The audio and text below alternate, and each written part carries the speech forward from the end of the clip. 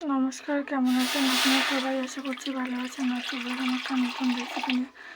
আজ বানাবো সোয়া কারি। কড়াইতে জল দিয়ে দিয়েছি, সয়াবিন নিয়ে নিয়েছি। জলের ভেতরে দিয়ে দেবো অল্প একটু লবণ। জল গরম হয়ে গেছে, এবার সয়াবিনগুলো দিয়ে দেবো।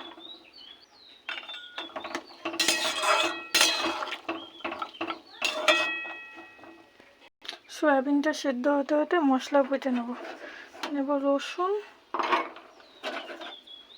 আদা, অর্ধেকটা পেঁয়াজ, একটা গোটা টমেটো আর দেবো কাঁচা লঙ্কা। এগুলো পুরো বেটে নেব।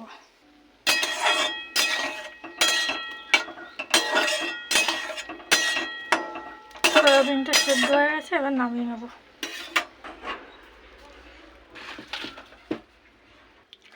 সয়াবিনটাকে জল থেকে চিপে তুলে কেটে ছোট ছোট করে নেব।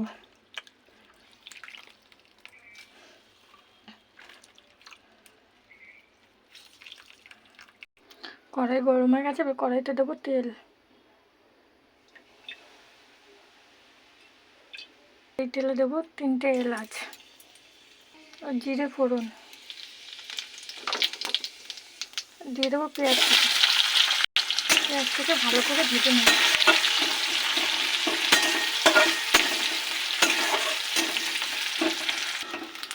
পেঁয়াজটাকে ব্রাউন করে ভেজে নিয়েছি।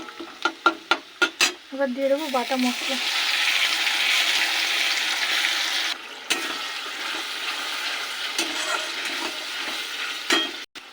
দেবো ভাজা জিরের গুঁড়ো, হলুদ গুঁড়ো, দেবো পরিমাণ মতো লবণ, লঙ্কার গুঁড়ো পরিমাণ মতো। এটাকে কষিয়ে নেব।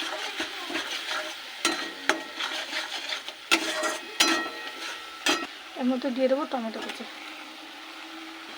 মশলা কষানোতে কেমন সুন্দর একটা সেন্ট বেরিয়েছে।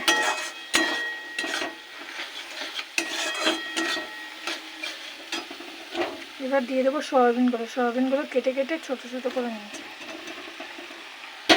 এটাকে ভালো করে কষবো।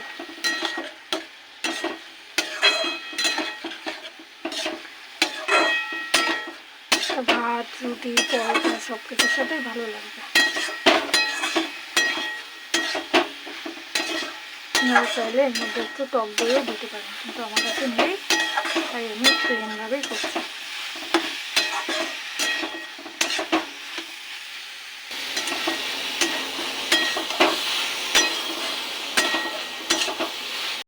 এবার দেবো একটু চিনি।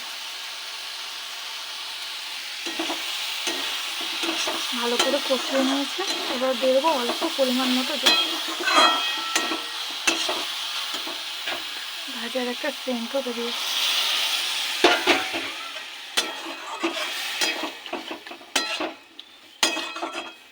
আর একটু জল। এবার এটাকে ফুটতে দেবো।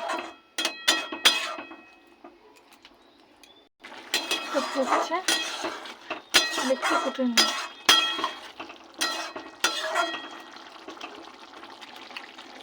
এবার দিয়ে দেবো গরম মশলার গুঁড়ো।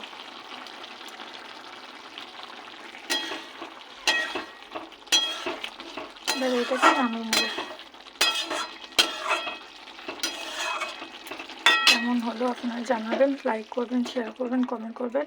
আর যদি ইউটিউব থেকে দেখে থাকেন চ্যানেলটাকে সাবস্ক্রাইব করে আমার পাশে থাকবেন। আজ তাহলে টাটা, বাই বাই।